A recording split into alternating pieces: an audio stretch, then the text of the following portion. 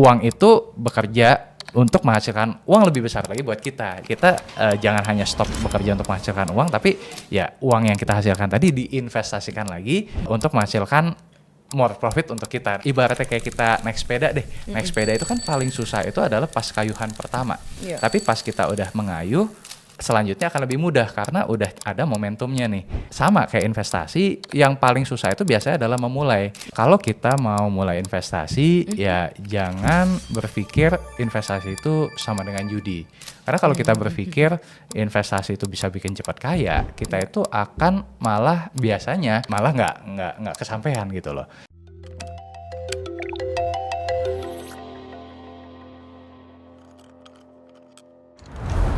Welcome to Keypods. Hari ini kita akan ngobrolin soal finansial dan juga investment bersama dengan Indonesia Value Investor dan juga penasihat investasi tentunya Mas Rifan Kurniawan. Hai Mas. Halo Cassandra. Terima kasih sudah datang ke sini. Kita happy sekali Thank karena podcast kita kan banyak membahas tentang self improvement. Kalau kemarin kita bahas tentang finansial, ya sekarang kita mungkin mau bahas tentang investasi. Tapi mungkin kita nggak bahas tentang teknisnya banget ya Mas. Karena kita harus bahas kayaknya fundamentalnya apa kira-kira untuk yang baru mau masuk investasi. But before that, karena aku tahu juga Mas sudah berkecimpung di dunia ini lama sekali juga, belasan tahun.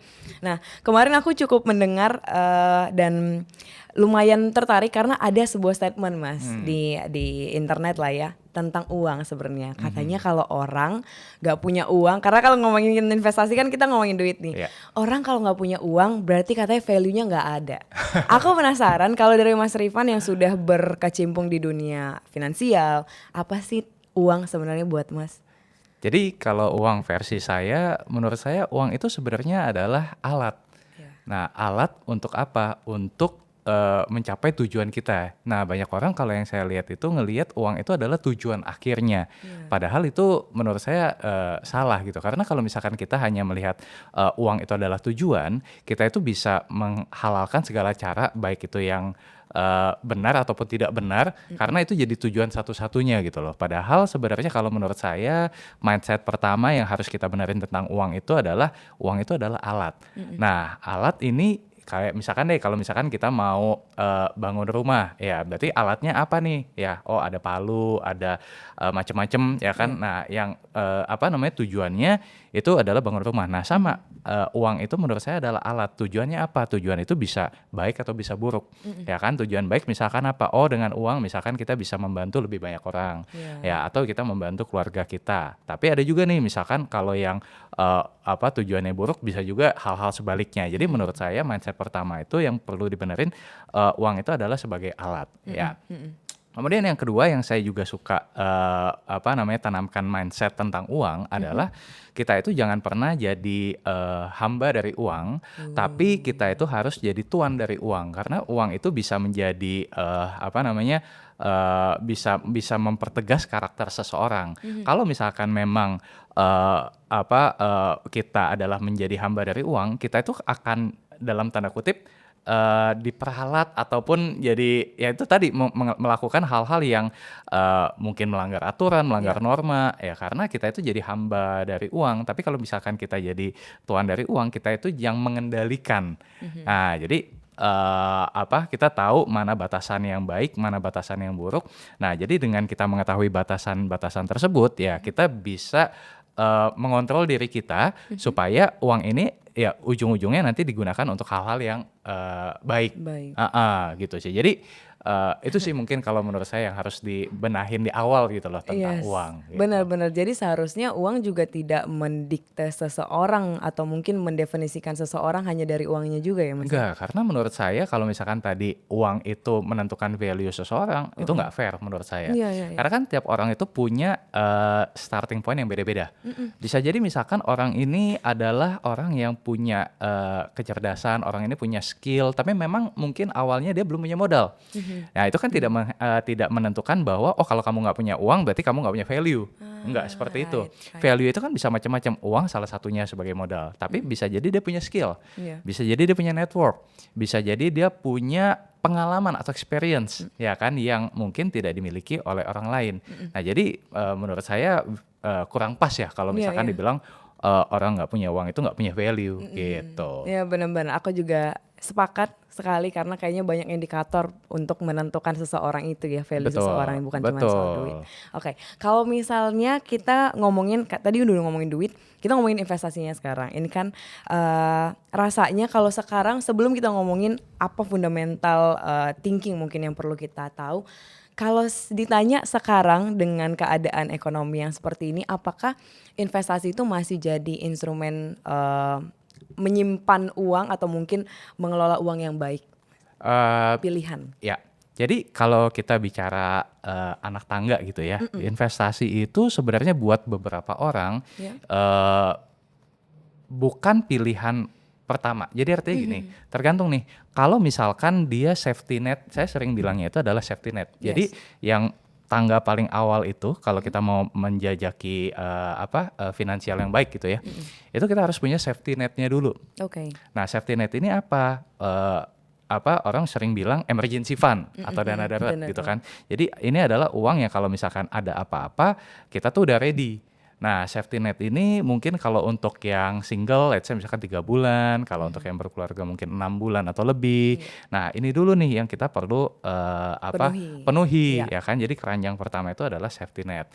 Nah, keranjang berikutnya baru kalau misalkan udah keranjang ini terpenuhi, kita bisa nih mulai ke investasi. Oke. Nah, jadi jangan sampai salah kaprahnya, oh misalkan kita baru punya uang tapi safety netnya belum terpenuhi, kita langsung investasi. Nah, kenapa? Karena investasi itu terutama kalau misalkan yang high risk ya, Iya. itu mengandung risiko. Nah, kalau misalkan ternyata ketika kita investasi mengalami market yang bearish misalkan kalau di pasar saham. Nah, sementara safety net kita belum terpenuhi, keuangan kita tuh jadi terganggu. Nah, jadi buat teman-teman nih harus penuhi dulu si safety netnya, baru abis itu kita bicara mengenai investasinya. Oke. Nah, makanya saya sering bilangnya itu adalah kalau investasi itu memang harus dengan uang dingin. Nah, jangan sampai nih kita pakai uang panas yang dimana tadinya dipakai untuk safety net, dipakai untuk investasi. Karena investasi itu buat teman-teman ketahui ya, itu ada waktu tunggu namanya. Yes. Waktu tunggu itu, jadi misalkan gini, kalau dalam konteksnya di pasar saham misalkan, ketika kita beli saham hari ini bukan artinya besok atau minggu depan atau even mungkin bulan depan udah langsung bisa kita petik. Bisa jadi mungkin waktu tunggunya 6 bulan, bisa jadi waktu tunggunya 1 tahun, or even mungkin 2 tahun. Nah, sampai hasil dari investasi itu berbuah dengan optimal. Nah, pas di titik itulah ya baru kita bisa menuai hasilnya tadi. Nah, cuman kan waktu tunggu ini yang 6 bulan, setahun atau 2 tahun ini yang mungkin nggak semua orang bisa nih. Makanya diperlukan si safety net tadi gitu. Oh, oke. Jadi menuin safety net. Nah, ini mungkin banyak juga orang yang mikir ya, Mas. Karena ada beberapa statement mungkin atau kayak kepercayaan, kalau kita investasi kita bisa jadi kaya. Nah, aku mau tahu itu benar apa enggak. Terus yang kedua mungkin ada beberapa juga aku melihat fenomenanya adalah, kalau investasi itu misalnya aku mau sesuatu, nanti bisa tuh lewat trading misalnya gitu ya. Jadi dapat duitnya untuk memenuhi kebutuhan saat itu juga. Nah, itu gimana? Jadi investasi itu menurut saya bisa jadi kaya atau tidak bisa. Tapi yang perlu dibenahi mindsetnya adalah apakah bisa menjadi kaya secara cepat. Nah, itu yang harus dikritisi. Banyak orang yang mungkin karena faktor sosial media atau mungkin karena ada influencer-influencer tertentu yang mungkin menonjolkan bahwa kalau misalkan saya invest atau trading ini bisa kaya dengan cepat. Nah, itu menurut saya yang salah kaprah. Di sosial media sekarang ini kan banyak sekali informasi yang mungkin kalau kita telan mentah-mentah justru kita akan jadi mislead. Nah, yang saya pingin garis bawain ke teman-teman di sini adalah ya jangan sampai kita tergiur dengan iming-iming kalau kita investasi atau trading kita bisa jadi orang di figur yang iklan ini bisa jadi nih sebenarnya orang ini sebenarnya ya dia lagi mempromosikan sebuah platform sesuatu atau apapun gitu kan yang dimana terlihat flashy gitu kan. Nah, itu yang menurut saya hati-hati. Saya punya prinsip bahwa kalau misalkan kita investasi dan dijanjikan return yang terlalu muluk, ya itu kita perlu hati-hati. Jadi if it's too good to be true, then ya it might be too good to be true. Jadi jangan sampai misalkan dalam waktu setahun kita bisa punya sport car atau kita bisa punya apa gitu loh, ya kan? Ya tergantung modelnya juga sih, ya. Tapi maksudnya jangan sampai kita mikir, oh kalau misalkan saya trading ini bisa kaya dengan cepat gitu loh. Itu yang salah menurut saya. Jadi bisa menjadi kaya tapi butuh proses.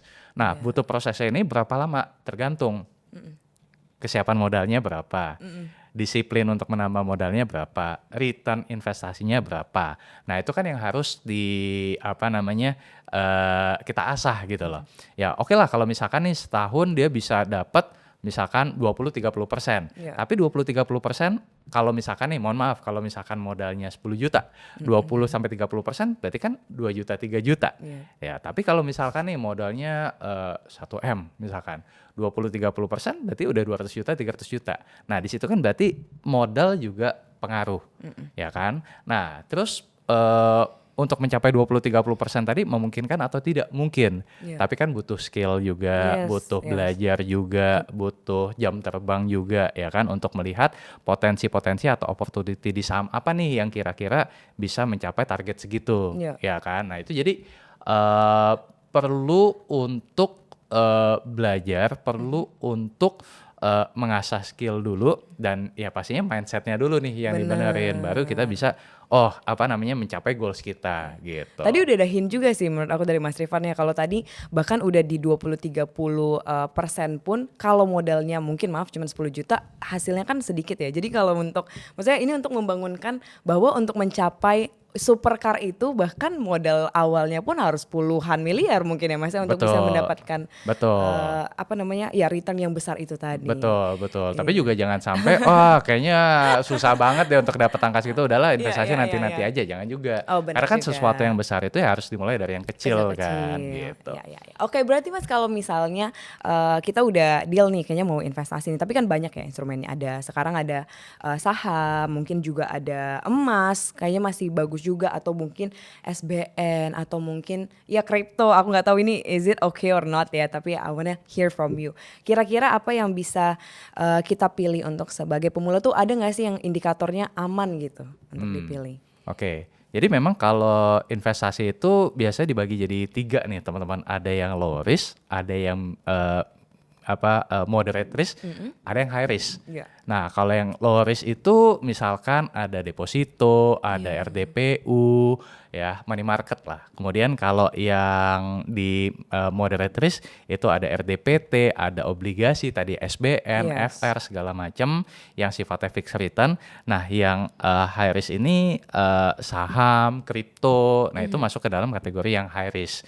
Nah, jadi pertanyaannya investasi apa nih yang cocok? Balik lagi mungkin tergantung dari satu, kita punya pengetahuan nggak di sana. Kalau misalkan anggaplah saya adalah seseorang yang benar-benar awam, nggak ngerti sama sekali tentang dunia investasi, ya menurut saya jangan langsung masuk ke saham atau kripto, ya kan. Ya mungkin mulai dari tangga pertama dulu deh, cobain dulu RDPU tuh kayak apa sih, ya deposito tuh kayak apa sih, oh kayak gini ya, mungkin returnnya 4-5% per tahun, ya kan. Terus oke, misalkan saya udah punya experience nih, saya mau ambil risiko lebih tinggi lagi. Oke, saya masuk ke moderate risk, ya kan. Misalkan saya ambil obligasi negara, ya. Mungkin returnnya 6,5 sampai 7% per tahun, atau mungkin dalam ini tertentu ada misalkan 8%, ya kan, lebih tinggi nih. Nah, baru kalau misalkan saya udah dapat experience-nya, habis itu saya jumping lagi nih ke yang high risk. Misalkan tadi saham, ya saham mungkin bisa ya 20%, 30% setahun bisa, atau even lebih juga bisa. Ya cuman kan tadi namanya high risk biasanya juga ada potensi downside-nya atau penurunan harga saham kita sebut, ya kan. Nah itu kita udah ready belum nih secara mental untuk menghadapi volatilitas tadi gitu. Nah jadi kalau misalkan buat teman-teman yang memang masih awam banget dan aduh kayaknya saya kalau misalkan harus menghadapi uang saya katakanlah nilainya dalam jangka pendek ya, misalkan berkurang 10%, saya nggak sanggup deh, nggak bisa tidur. Ya menurut saya jangan langsung ke saham dulu. Tapi kalau misalkan nih, saya masih muda, saya nggak apa-apa, saya siap lah, ready kalau misalkan uang saya nilainya dalam jangka pendek nih berkurang 10%. Ya itu mungkin bisa masuk ke saham gitu. Nah jadi balik lagi kita nih harus punya checklist ke diri kita sendiri, apakah kita ini risknya itu adalah risk agresif, atau saya ini adalah risk moderate, atau saya ini adalah risk avoidance. Risk avoidance tuh yang tadi tuh, wah saya nggak bisa nerima nih kalau misalkan aset investasi saya turun misalkan 5%, saya udah nggak bisa tidur. Oh itu berarti benar-benar risk avoidance ya, jangan langsung masuk ke saham gitu. Ya, oke, berarti untuk memilih memilih kategorinya adalah berdasarkan pengetahuan dan juga experience ya Mas. Pengetahuan, experience dan profil risiko kita. Iya, profilnya ya. Karena ada beberapa yang mungkin membagikannya ke umur. Jadi mungkin kayak kalau umur 30 biasanya begini, umur 40 biasanya begini. Betul. Berarti agak kurang tepat atau gimana? Bisa juga, tapi kan itu sebenarnya kecenderungan ya. Jadi orang kan biasanya kalau 20-an itu masih agresif. Karena kan dia belum punya tanggungan, belum punya keluarga. Kalau yang 30 mungkin dia udah berkeluarga, mungkin udah punya anak. 40 biasanya anaknya udah gede-gede ya kan. Jadi semakin kecenderungannya memang semakin bertambahnya usia, risikonya itu akan berkurang. Nah, jadi umur 20-an, oke, saya berani untuk ambil risiko, ya kan. Tapi kalau di 30-an udah mulai ngerem tuh. 40-an biasanya lebih ngerem lagi. Ya, itu biasanya seperti itu. Cuman apakah selalu seperti itu? Tidak juga. Karena ada juga nih yang usia 20-an, aduh kayaknya tadi tuh saya kalau aset saya turun 5%, kayak saya nggak bisa tidur deh. Berarti kan even though dia masih di 20-an, dia tipikalnya bukan risk agresif. Demikian pula misalkan yang umur 40-an tapi kalau dia punya experience yang panjang, yang dimana mungkin orang lain 40 itu udah mulai agresivitasnya udah turun, karena dia punya experience, dia punya pengalaman, justru dia tetap agresif. Ada juga. Jadi maksud saya nggak bisa disamaratakan, oh kalau 20 itu pasti agresif, 40 itu pasti konservatif, nggak juga. Ya balik lagi, kita punya pengalaman nggak, kita punya risiko profile seperti apa. Nah itu sih menurut saya yang lebih menentukan gitu. Iya setuju. Kalau misalnya Mas udah mulai, tadi kan setuju untuk misalnya memulai investasi dan mungkin kayaknya mau memulai yang lebih menantang nih gitu, masuk ke pasar saham gitu ya, atau mungkin mau membeli emas yang tidak, ya maksudnya yang lebih beresiko. Nah kira-kira apa yang harus kita perhatikan selain mungkin kemampuan untuk membaca pasar gitu ya? Apakah mungkin ada kayak kita harus ngerti juga loh politik atau reason atau mungkin geopolitik di Indonesia, di dunia ini, itu perlu dipelajari apa enggak sebenarnya? Ya, kalau particularly di pasar saham itu perlu. Karena kalau saham itu kan kita bicara mengenai sektor-sektor ya, atau industri-industri. Jadi kita biasanya nih misalkan kalau dari sisi makro kita lihat dulu misalkan sekarang kondisi geopolitik seperti apa. Kayak belum lama ini kan beberapa bulan lalu harga minyak melonjak naik nih karena antara misalkan. Nah sekarang udah mulai damai nih misalkan seperti itu. Nah itu kan kita bisa membaca arah pasar. Terus misalkan suku bunga sekarang lagi mulai naik nih, ya kira-kira apa yang akan diuntungkan atau apa yang akan dirugikan. Terus misalkan lagi nih mungkin agak sedikit teknis, misalkan kita bicara tentang rupiah. Rupiah sekarang melemah ke 18.000. Nah ini apa nih yang akan diuntungkan, apa yang akan dirugikan. Nah hal-hal seperti itu kan sebenarnya pengaruh ke pasar saham. Nah dari situ, dari makro itu kita mengerucut lagi ke sektoralnya tadi tuh. Jadi kalau misalkan nih by given circumstances dengan kondisi makro seperti ini, pilihan sektornya tuh ABCD. Nah baru abis itu dari ABCD ini kita pilih sahamnya apa. Nah jadi ada ilmunya lah, atau ada framework thinkingnya. Jadi bukan kalau kita beli saham tuh bukan kayak cap cip cup kembang kuncup, ini kayaknya namanya bagus deh saya beli gitu kan. Tapi enggak, itu kita perlu tahu perusahaan ini bergerak di bidang apa, apakah dia diuntungkan atau dirugikan dengan kondisi saat ini gitu. Jadi memang perlu ada learning prosesnya untuk kita bisa mencari opportunity di market. Nah itu mungkin kalau saham. Kalau emas juga mungkin kurang lebih sama. Jadi emas itu kan biasanya punya kecenderungan kalau misalkan uncertainty lagi tinggi, emas akan naik. Sebaliknya kalau uncertainty-nya lagi rendah, ya emas memungkinkan untuk turun juga. Nah itu kan kita perlu lihat juga kondisi geopolitik seperti apa nih sekarang ini.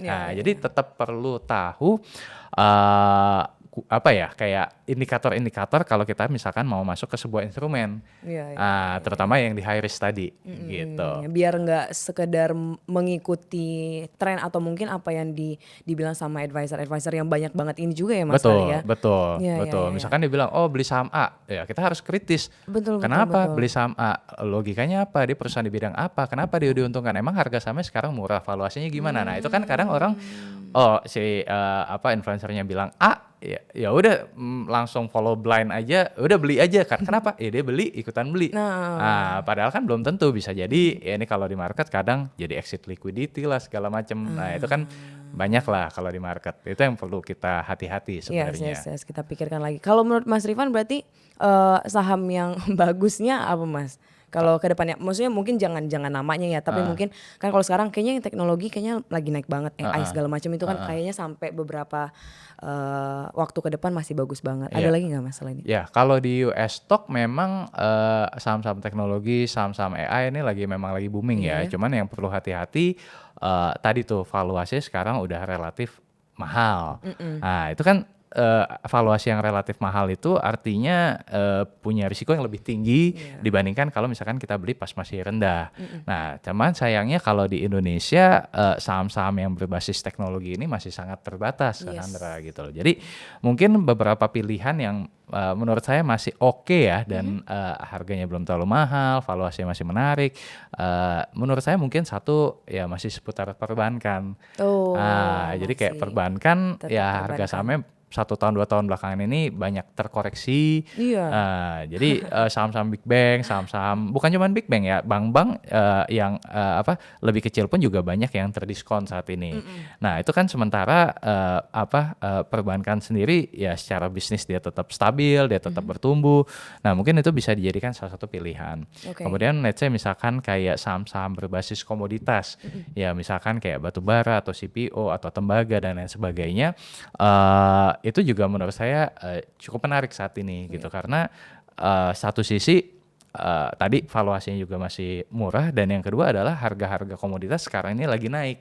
Jadi kemungkinan dia untuk mencatatkan kinerja yang lebih baik cukup besar gitu. Nah jadi itu tuh yang kita perlu perhatikan kayak ini sekarang trennya kemana ya? Oh harga komoditas lagi naik nih. Berarti kan common sense kita oh ini harusnya akan diuntungkan nih. Nah hal-hal seperti itu yang kita perlu pelajari. Betul-betul tadi udah dikasihinnya, berarti kita boleh mencari atau explore ya mungkin di internet aja kira-kira perusahaan-perusahaan apa yang memang masuk atau nama-namanya apa aja kira-kira. Oke. Kalau emas gimana? Kalau emas tergantung bisa nih nggak beli sekarang kalau ini? saham emas sekarang memang rata-rata valuasi udah cukup premium ya, udah cukup tinggi karena mungkin 1 tahun 2 tahun belakangan ini naiknya juga luar biasa. Nah, jadi sekarang ini menurut saya agak sedikit kemahalan. Jadi perlu perhatikan entry point-nya. Nah, cuman kalau emas batangan itu sendiri menurut saya masih oke ya selama catatannya emas batangan ini bukan untuk trading jangka pendek. Karena kan kalau emas batangan itu dia punya istilahnya kayak spread harga beli dan jualnya itu cukup lebar. Itu beda dengan misalkan saham yang satu tick itu paling spreadnya cuma 1 tick gitu kan. Nah kalau di emas itu spreadnya itu bisa ya bervariasi ada 1% atau 2%. Nah itu yang harus hati-hati. Jadi kalau misalkan kayak buat trading jangka pendek ya susah lah gitu kan. Ini emas menurut saya memang harus jangka panjang. Gitu. Jadi kalau misalnya punya kita misalnya yang sudah aware untuk bikin dana pendidikan atau mungkin dana pensiun, better di emas atau better di mana instrumen yang dipakai Mas? Tergantung dipakainya kapan. Jadi kalau misalkan saya baginya gini Kak Sandra biasanya kalau misalkan kita butuh dananya ini adalah untuk jangka pendek gitu ya. Jangka pendek itu mungkin di bawah 1 tahun itu kita biasanya tempatkan di instrumen yang low risk tadi. Ya misalkan kayak RDPU salah satunya. Nah kalau yang jangka menengah ini let's say misalkan 2-3 tahun ke depan itu kita tempatkan di yang moderate risk tadi, ya kan? Nah emas kalau menurut saya versinya saya masih masuk di menengah ini, gitu kan? Nah kalau misalkan untuk jangka panjang itu di high risk tadi. Ya salah satunya adalah di saham atau mungkin tadi kripto gitu kan. Nah jadi kita misalkan tadi saya punya uang buat dana pendidikan. Nah kita tanya lagi nih, dana pendidikan ini dipakainya kapan? Kalau misalkan dipakainya tahun depan anak saya sekolah, ya jangan ditaruh di saham karena bisa jadi pas anaknya mau sekolah sahamnya lagi turun kan sayang ya kan. Ya lebih baik ditempatkan di RDPU dulu. Tapi kalau misalkan saya mau pakai ini untuk 2 atau 3 tahun ke depan, ya mungkin tadi bisa di RDPT atau sebaliknya nih, saya mau pakai ini untuk misalkan 5 tahun lebih. Nah, itu cocok di saham. Jadi balik lagi tergantung kapan uang tersebut digunakan. Oke, Gitu. tergantung kapannya. Kalau misalnya tentang dana pensiun ya Mas, mungkin boleh nggak ya dijelasin? Sebenarnya tuh kita memulai untuk membuat atau maksudnya creating dana pensiun ini gimana sih Mas? Apa per bulannya tuh berapa? Apa yang harus kita lihat? Berapa jumlahnya itu tuh gimana cara taunya? Kalau dana pensiun sebenarnya cara gampangnya ya, ini sebenarnya kalau hitungan yang agak lebih kompleks itu ada namanya present value lah, terus kemudian nanti kita agak ngejelimet. Tapi kalau mau yang versi gampangnya menurut saya adalah pengeluaran bulanan dikalikan dengan 300. Kenapa tuh 300? Jadi gampangnya gini, misalkan saya punya pengeluaran bulanan rumah tangga, let's say misalkan 10 juta rupiah. Yes. 10 juta rupiah ini kita kalikan dengan 300 berarti 3 miliar rupiah. Nah, logikanya atau common sense-nya gimana? Kok bisa dikali 300? Common sense-nya gini, dari dana 3 miliar tadi, saya asumsikan saya ada istilahnya 4% rule. Nah, jadi 4% kalau misalkan saya taruh di instrumen yang RDPU tadi lah. Misalkan kita anggap kita dapat 4%. 4% dari 3 miliar itu adalah kurang lebih sekitar 120 juta. Nah, 120 juta per tahun. Kita dapat return 120 juta per tahun. Atau bunga 120 juta per tahun. Nah, 120 juta per tahun kalau kita bagi dengan 12 bulan, setara dengan 10 juta per bulan. Setara dengan pengeluaran kita tadi. Jadi makanya biar gampang itu pakai pengeluaran bulanan dikali dengan 300. Nah, kalau misalkan pengeluaran bulanannya naik nih jadi let's say misalkan 20 juta misalkan. Ya berarti kan double tuh. Karena pengeluaran bulanannya double, berarti dana yang harus disiapkan juga double. Ya, 20 juta dikali dengan 300 kurang lebih 6 miliar rupiah. Nah, logikanya juga sama tadi, 6 miliar dikalikan dengan 4%, 240 juta. Dibagi 12 bulan ya 20 juta per bulan. Jadi tetap kali 300. Teorinya memang ya kali gampangnya gitu ya. Gitu.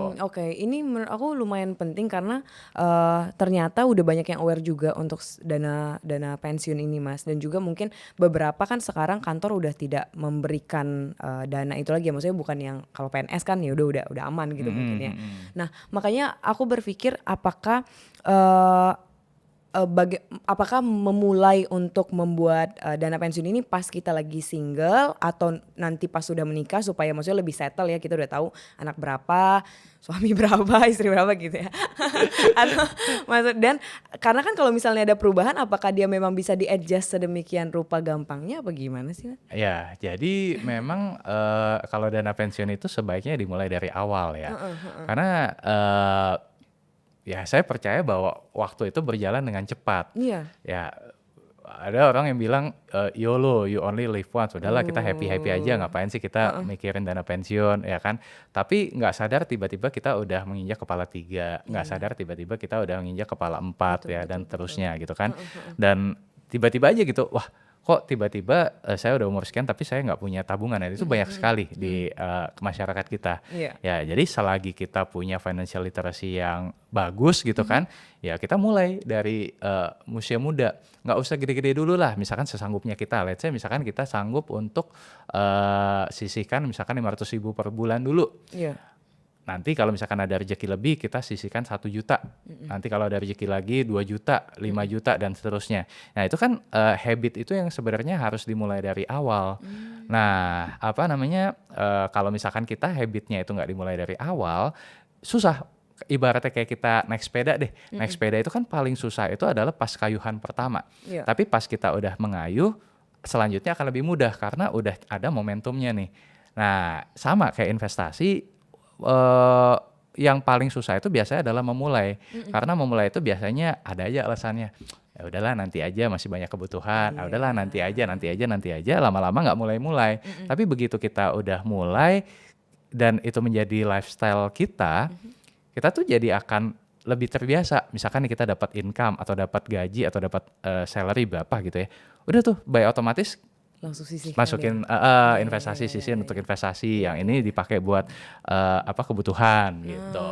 Jadi harus dimulai dari awal sih. Berarti Mas kalau misalnya kita nggak pada studi kasus ya, ada yang single sama yang sudah menikah gitu. Kira-kira kalau memang mau memulai habit menabung ini dan mau memang ya mencapai financial freedom gitu misalnya, atau misalnya ya mencapai financial freedom, kira-kira kayaknya kantong-kantong apa sih yang perlu dan harus di checklist gitu? Kalau tadi kan mungkin dana pensiun yang penting, mungkin dana pendidikan anak untuk yang menikah. Tapi kalau dari single, apa kira-kira kebutuhan yang memang harus di checklist deh kayaknya? Ya, jadi kalau misalkan kita mulai dari single dulu kali ya. Single itu kan biasanya belum punya tanggungan ya. Iya. Jadi ya mungkin lebih sederhana gitu loh. Jadi ya sebatas kayak dana daruratnya kita berapa, ya abis itu bisa buat investasi. Nah, tapi begitu udah mulai menginjak usia yang lebih matang, nah itu kan mulai masuk tuh dana pensiun yang tadi misalkan hitungannya adalah pengeluaran bulanan dikali 300 ya kan. Nah, sebenarnya gini, dana pensiun itu bisa kita tempatkan juga di instrumen investasi. Nah, ini lebih enaknya karena dana pensiun itu kan baru kita pakai let's say misalkan kalau kita usia 30 ya baru kita pakai let's say misalkan umur 30 tahun mendatang, iya. 55 atau 60 gitu Iya, kan, berarti iya. kan waktunya panjang tuh. Nah, itu oke-oke aja kalau misalkan dipakainya atau ditempatkannya di instrumen yang high risk tadi seperti saham. Ya kan? Jadi karena waktu tunggunya lebih panjang gitu. Nah, enaknya kalau di investasi itu ada istilah yang namanya compound interest. Jadi atau compounding return. Jadi artinya hasil investasi kita kalau misalkan kita tidak tarik tapi kita reinvestasi lagi, maka di tahun berikutnya uang tersebut atau return yang kita dapatkan itu bisa jadi lebih besar dengan asumsi return yang sama. Contoh nih misalkan kalau kita invest pertama 10 juta rupiah dan kita dapat let's say misalkan 20% tadi. Berarti kan 10 juta dikali 20% kita dapat return 2 juta. Nah 2 juta ini jangan kita tarik. Let's say misalkan kita reinvestasi lagi berarti kan modal kita akan bertambah jadi 12 juta. 12 juta kalau dikalikan dengan 20% udah bukan 2 juta tuh, udah 2,4 juta. Nah berarti kan ada selisih atau incremental 400.000. Nah itu di compound terus ya kan. Syukur-syukur tadi itu kalau misalkan kita bisa tambahkan lagi dana investasinya. Nah itu kan yang akan modal kita yang tadinya kita ngelihatnya kayak dana saya masih kecil ya, tapi tanpa sadar kalau misalkan kita punya habit itu udah terbentuk, dana investasi kita lama-lama jadi besar gitu. Iya. Berarti kalau dari penjelasannya berarti butuh diversifikasi juga ya Mas, karena aku melihat kan kalau misalnya dana pensiun oke lah kita taruh di high risk gitu ya, tapi kalau mungkin untuk dana anak gitu untuk yang baru menikah kan kayaknya lebih kecil dan lebih pendek juga, atau mungkin ada dana-dana yang ya mungkin ada yang sakit atau apa segala macam emergency gitu ya. Nah itu enaknya di gimana baginya Mas? Jadi kalau misalkan nih, misalkan untuk dana menikah gitu ya, menikahnya kapan nih? Menikahnya misalkan tahun depan. Ya kalau bisa jangan di instrumen high risk ya kan, ntar nggak jadi nikah gitu kan. Jadi kalau misalkan emang udah ada nih planning nikahnya tahun depan, ya udah lebih baik ditaruh di yang low risk tadi. Karena kan itu kan dipakainya dalam waktu pendek ya kan. Nah dipenuhin dulu nih yang ini. Nah kalau misalkan untuk yang dana pendidikan anak mungkin dari planningnya let's say misalkan masih 3 tahun sampai 5 tahun ke depan. Ya kita masukinnya ke misalkan yang moderate risk tadi ya, misalkan kayak RDPT ya, atau tadi misalkan dana pensiun ya kita udah punya impian lah nanti kalau misalkan saya pensiun saya mau dana pensiunnya sekian ya kan, itu kan kita bisa hitung dari sekarang nih. Nah itu dimasukinnya misalkan di saham. Nah jadi memang dibagi-bagi kantongnya tadi sesuai dengan ya kita rencana untuk pakainya ini kapan. Gitu. Aku kasih ini aja kali ya Mas ya, kalau misalnya ada beberapa studi kasus yang pengen Mas kasih advice lah mungkin. Boleh. Kalau misalnya katanya punya orang tua baru pensiun mungkin, terus punya dana misalnya 1 miliar, ya 1 miliar. Nah strategi investasinya yang masuk akal, terus juga ya untuk menjaga nilai aset atau mungkin untuk memberikan profit lebih, apa kira-kira? Nah, kalau orang tua sudah pensiun berarti kan sebenarnya ini dengan asumsi orang tuanya memang belum punya literacy atau belum punya knowledge yang Iya, mendalam jadi di cuman punya uangnya aja. uangnya aja. Ya menurut saya akan lebih wise kalau misalkan ditaruh di instrumen yang lebih aman, yaitu RDPU atau maksimal mungkin RDPT. Oke, Ya oke, kan, jadi oke. let's say misalkan kalau RDPU dapat 4%, berarti kan 1M dikali dengan 4% mungkin dapat 40 juta setahun. Kalau misalkan di RDPT mungkin 7-8%, berarti kan dapat 70-80 juta per tahun. Iya. Ya kan, tapi lebih rendah risiko. Ya kan, berarti dari dari 70 atau sampai 80 juta tadi misalkan dibagi 12 ya berarti kurang lebih kan sekitar 7 jutaan lah. Ya, berarti kan itu yang mungkin bisa dipakai untuk bulanannya, misalkan gitu, tanpa harus mengambil si pokok investasinya. Nah, kalau di saham gimana? Ya balik lagi nih, tergantung apakah si orang tua yang baru pensiun ini udah punya pengetahuan atau belum. Nah, kalau Yes. misalkan belum, ya menurut saya sih Nggak usah terlalu dulu ya. berisiko, Betul, betul, betul, ya betul. kan? Kecuali misalkan nih, si orang tua ini punya anak.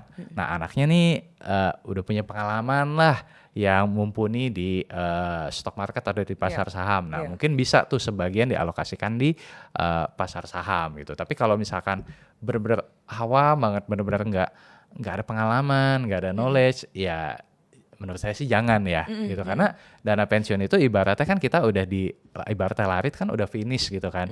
Ya buat kalau misalkan amit-amit ada nilai investasi yang turun, ya kita tuh lebih sulit untuk mengembalikannya ketimbang kalau misalkan kita usia 20 Iya, gitu. benar-benar. Oke, jadi yang aman-aman dulu aja Yang kalau untuk aman-aman yang dulu aja. dana pensiun ini ya. Kalau misalnya punya uang 100 juta, ini uang dingin ya Mas, Ya. dan mau dipakai 5 tahun lagi. Ya. Kira-kira enaknya baginya gimana? Apakah Oke. kalau misalnya menabung valuta asing itu termasuk recommended apa enggak? Nah, ini agak tricky nih karena memang kalau kita bicara valuta asing ya, apalagi kayak sekarang nih Iya. lagi naik-naiknya gitu Iya kan, lagi, iya terlihat bener. menggoda gitu kan. Cuman yang perlu diketahui gini, kita kalau di valuta asing itu apalagi kalau nilainya besar sekali, sekarang itu udah mulai dibatasin. Jadi kayak kita tuh nggak bisa misalkan beli valuta asing dengan nilai yang lebih dari sekian ribu dolar. Nah itu kan Aku lihat. ada batasannya sekarang Yes. kan, dan ya takutnya kalau terlalu banyak nanti dianggap tidak cinta rupiah gitu kan. Tapi put aside hal tersebut ya sebenarnya kalau beli valuta asing sebenarnya ya oke-oke saja. Selama memang kita tadi tuh bukan buat jangka pendek banget. Karena valuta asing itu sama kayak sama kayak emas, dia punya spread jual dan belinya. Betul. Nah, jadi spread jual dan beli ini kita harus perhatikan gitu. Dan satu lagi kita juga harus consider, let's say misalkan terkait dengan taxnya ya. Maksud saya kalau di saham Indonesia kan taxnya final tuh, Iya. 0,1% dari nilai penjualan saham. Nah, kalau misalkan kita ada keuntungan itu tidak dikenakan pajak lagi ya kalau di saham Indonesia. Tapi kalau misalkan kayak di valuta asing ya itu kita masih, atau di emas, untuk setiap keuntungan yang kita dapatkan ya itu kena tarif pajak progresif. Nah, itu juga harus kita hitung-hitung tuh, udah spreadnya kena, pajaknya juga beda. Betul, Nah, jadi lebih menguntungkan yang mana nih gitu. Oh, oke. Jadi kita ngelihat kita kita belajar sendiri lagi, maksudnya explore sendiri lagi yang mana kira-kira yang updated informationnya gitu kali ya Mas ya. Betul. Iya. Oke, kalau misalnya ini fresh graduate mungkin atau mungkin orang yang baru bekerja hanya bisa nge-spare 2 juta per bulan misalnya. Nah, enaknya investasi pertamanya apa? Tadi tuh dengan asumsi fresh graduate ini sama sekali buta, ya mulai dari yang aman-aman dulu aja. Ya RDPU, ya Jadi deposito. Yang penting dia ngerasain dulu nih, ya kan. Oh, kalau saya masukin sekian, dapat returnnya sekian. Nah, kalau misalkan dia mumpung masih muda kan, waktunya panjang ya, Yep. bisa buat explore.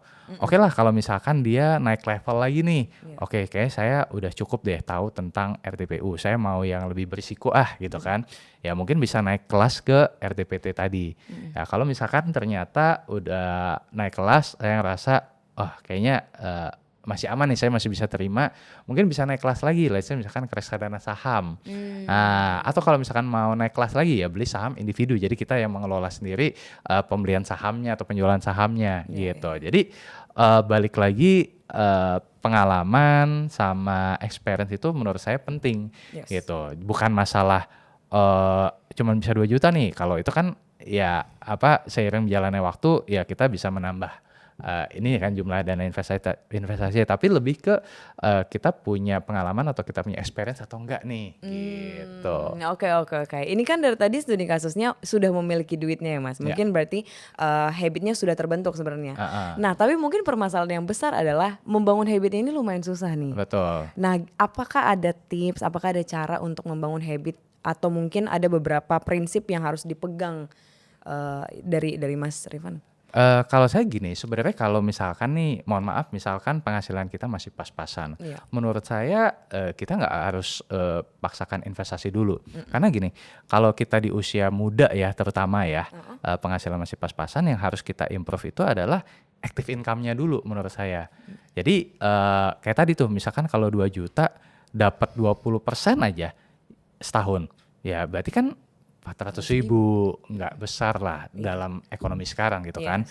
Nah gimana kalau misalkan dengan 2 juta ini saya pakai buat improve skill saya. Nah dengan skill saya misalkan skill AI misalkan sekarang ya kan yang lagi banyak dipakai. Oh saya bisa menghasilkan let's say misalkan 4 juta 5 juta. Ya berarti kan returnnya dari 2 juta yang saya investasikan ke knowledge atau skill saya itu akan naik, ya kan? Saya bisa menghasilkan 4 juta, 5 juta per bulan, ya dibandingkan misalkan 400.000 setahun kalau misalkan kita invest di saham, aja, saham aja ya kan? Jadi kalau menurut saya untuk di early stage itu ya kita improve ke diri sendiri dulu ya sampai pada satu level di mana active income kita udah cukup besar, baru abis itu kita prinsipnya itu adalah kita bekerja untuk menghasilkan uang dan uang itu bekerja untuk menghasilkan uang lebih besar lagi buat kita. Jadi kita jangan hanya stop bekerja untuk menghasilkan uang, tapi ya uang yang kita hasilkan tadi diinvestasikan lagi untuk menghasilkan more profit untuk kita. Nah itu sih, jadi awal itu harus ya active income-nya dulu yang diperbesar, baru abis itu kita ngomong soal passive income-nya gitu. Jadi soalnya kalau masih awal terus langsung bicara instrumen reksadana atau itu menurut saya belum inilah masih terlalu dini gitu ya. Cuman habitnya tadi memang perlu diasah gitu. Aku juga setuju lagi Mas kalau misalnya investment ternyata bukan sekedar tentang deposit, tentang saham, tapi skills dan juga pengetahuan itu juga investment kita. Betul, kan investasi ke diri sendiri, pay the best return, orang bilang gitu kan. Betul. Oke, berarti kalau misalnya pertanyaan dari newbie juga, boleh nggak sih kira-kira kita nitipin uang ke teman kita yang mungkin jago, quote-unquote jago investasi? Pertanyaannya satu, dia punya license atau tidak? Soalnya kalau misalkan dia titipin uang ke temannya, tapi temannya ini kalau menurut saya tanyain dulu, bro atau sis, punya license apa? Jadi kalau di OJK itu ada license yang namanya penasihat investasi dan manajer investasi. Kalau saya tadi kan punya license penasihat investasi. Nah, berarti kan sudah terlisensi OJK. Berarti kan itu ibaratnya legal. Tapi kalau misalkan kita nitip uang ke teman atau siapa yang tidak punya license, sebenarnya itu illegal. sah gak? Ya sah-sah aja selama nggak ketahuan. Ibaratnya kayak kita nyetir mobil nggak pakai SIM. Nah, kalau nggak ketangkep polisi ya udah aman-aman aja. Tapi kalau misalkan ada polisi ya kan tiba-tiba ketangkep, oh nggak punya license, ya denda, ya kan, penalti. Sama kalau di investasi juga sama. Kalau misalkan teman kita tuh tidak punya license, ya sebenarnya itu ilegal. Gitu. Jadi yang menurut saya harus ditanyakan adalah punya license atau tidak, gitu. Nah kalau misalkan dia punya license dan memang profesional gitu ya, ya silahkan aja gitu. Oke, kalau untuk yang baru juga Mas, untuk supaya lebih berhati-hati ya. Tadi kan kita udah bahas juga ada investasi bodong misalnya. Cuman supaya terhindar dari situ, selain mungkin indikatornya kayak too good to be true, return yang terlalu tinggi, ada lagi nggak Mas yang perlu kita waspadain? Kalau misalkan kita ditawarkan tadi kan satu too good to be true ya. Yang kedua kita perlu cek juga misalkan nih ada platform gitu ya. Ya kita harus cek license dari atau izin lah dari si platform ini seperti apa. Karena sekarang banyak ya kalau yang saya lihat di sosial media ya, terutama yang flashy gitu ya kan. Wah ini kelihatannya bisa menggiurkan sekali, tapi pas dicek oh nggak punya license. Kadang ada juga license tapi license-licensean gitu loh. Jadi benar-benar kayak harus ekstra hati-hati sih untuk menilai apakah platform atau apapun itu ya investasi yang ditawarkan ke kita. Intinya kalau menurut saya checking point-nya 2 sih ya. Satu, apakah returnnya itu masuk akal atau tidak. Ya sekarang kan kita gampangnya itu tadi, let's say misalkan kalau RDPU 4%, 5%, kalau RDPT mungkin 7%, 8%, kalau misalkan saham mungkin 20-30% yang ininya ya. Tapi kalau misalkan kayak kita bisa dapat misalkan nih 20% tapi per bulan. Lah orang saham aja biasanya 20%, 30% per tahun kok. Ya ini kok 20% per bulan. Kita kan harus question gitu kan. Bener. Itu satu. Terus kemudian yang kedua ya cek itunya tadi license-nya tadi. Oh platform A ya. Oh oke, license-nya apa ya gitu kan. Nah ya cek dulu ke OJK atau ke Bapepti ya apakah benar-benar terdaftar atau tidak gitu loh. Karena kalau misalkan tidak terdaftar amit gitu ya, ada fraud atau apapun itu, ya bisa jadi nggak balik dananya. Gitu. Benar. Jadi 2 indikator itu. Berarti Mas ini kan dari tadi lumayan banyak informasinya ya. Supaya nggak overwhelm, mungkin ada orang-orang atau teman-teman kita yang kayaknya mending ikut kelas deh gitu ya. Banyak banget menurut aku kelas juga. Kira-kira milih kelasnya seperti apa? Dan maksudnya ya ini juga menghindari kelas-kelas bodong itu seperti apa kira-kira?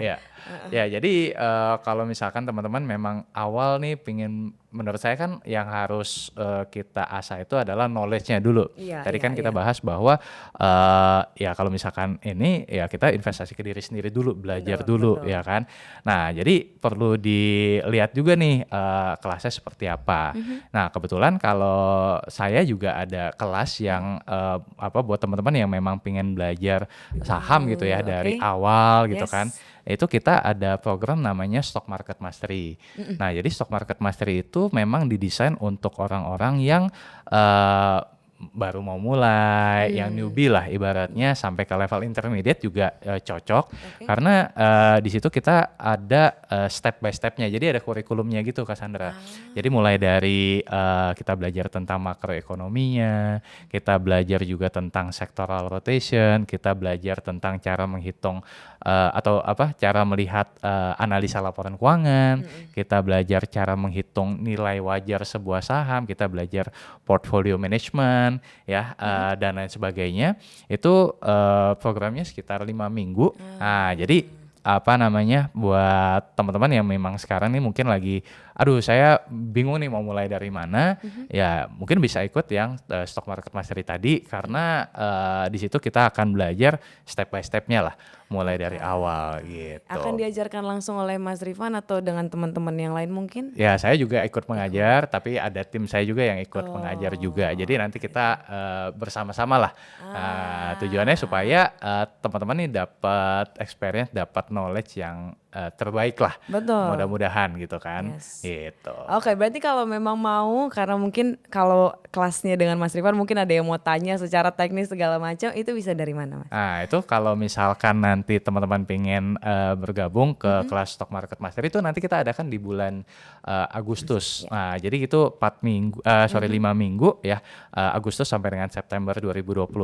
Nanti mungkin kalau teman-teman pengen tahu info lebih lanjut atau pengen mendaftar, nanti mungkin linknya kita taruh di deskripsi kali ya. Oke, gitu. sure. Nanti di situ udah ada detail informasi. Sudah ada ya, Mas? detailnya, hari ini belajar apa, itu kurikulumnya seperti apa ya aja yang kita dapetin itu nanti semua termasuk ada di sana. Budgetnya, harganya ya. Termasuk budgetnya, affordable lah pokoknya. Affordable ya. Jadi nanti kalau memang mau dan tertarik boleh langsung diklik aja linknya. Betul. One last question, Mas. Kira-kira untuk menutup pembicaraan ini, kalau misalnya boleh ngambil satu hal penting atau mungkin satu prinsip yang sepertinya harus dipegang dalam berinvestasi, dalam mengelola uang, dari Mas Rifan apa kira-kira? Jadi kalau kita mau mulai investasi ya jangan berpikir investasi itu sama dengan judi. Karena kalau kita berpikir investasi itu bisa bikin cepat kaya, kita itu akan malah biasanya ya malah nggak kesampaian gitu loh. Jadi yang perlu kita garis bawahi dalam investasi itu yang penting pertama adalah mindsetnya. Mindset itu harus kita punya mindset jangka panjang. Ada waktunya kita menanam, ada waktunya kita menuai. Nah itu kan butuh waktu. Ya kan yang mungkin tidak instan. Saya percaya bahwa di dunia ini tidak ada yang instan. Ya mau masak mie aja juga butuh waktu proses kan, apalagi investasi ya kan. Itu yang pertama. Kemudian yang kedua adalah kita harus punya skill, knowledge untuk di bidang investasi yang pengen kita tekuni. Ya tadi kalau misalkan di saham ya kita juga perlu tahu nih saham ini di bidang apa, cara memilih saham yang tepat seperti apa. Nah itu kan perlu kita pelajari terlebih dahulu ya kan. Yang ketiga yang menurut saya juga penting banget adalah kita itu harus punya kesabaran. Nah, jadi ya namanya investasi itu butuh waktu. Again, ya jangan sampai kita silau dengan hal-hal yang terlihat flashy. Ya tetap kita kita harus tahu ada waktu tunggu untuk kita bisa menuai hasil dari investasi kita. Mungkin kurang lebih itu sih. Yes, di take note semua dan semoga bisa diaplikasikan juga ya Mas ya, karena insight-nya sangat amat baik menurut aku untuk memulai investasi, memulai menabung juga. So thank you Mas Rifan, terima kasih banyak. Semoga kelasnya juga nanti ramai jadi semakin banyak orang juga yang tertarik. Thank you juga teman-teman, sampai ketemu di episode selanjutnya.